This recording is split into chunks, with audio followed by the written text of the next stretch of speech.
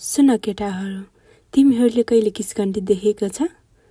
आज महसुस गर्न जाउँ न। यो खोलाको बाटोमा बुढापाकाहरूले किस्कण्डी घर्सिएर हिँडेको आवाज सुनिन्छ रे। कस्तो हुन्छ? जाउँ हेर्न। हुँदैन विष्णु, तिमीलाई पो डर लाग्दैन? हामीलाई त हजुरआमाले भनेको कथामा विश्वास लाग्छ र किस्कण्डीमा पनि। यदि तिमीलाई मन छ भने तिमी एक्लै जान सक्छौ। एक साँझ विष्णु आफ्नो साथीहरूलाई चुनौती दिँदै खोलाको छेउको बाटो भएर राति फर्कन थाल्यो। साथीहरूको अगाडि त्यो शर्त जसरी नै जित्नुपर्छ भनेर आधी रात भइसकेको थियो। विष्णु त्यो खोला किनारको बाटो हिँडिरहेको थियो।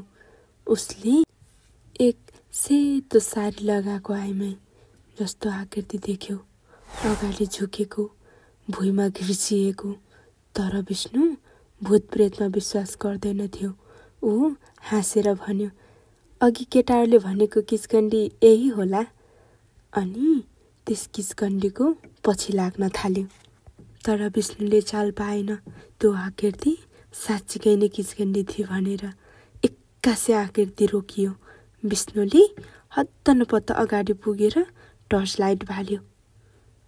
त्यहाँ केही थिएन, मात्र एकचोटि चप्पल विष्णुको, त्यही पनि भिजेको, रगतले लतपतिएको।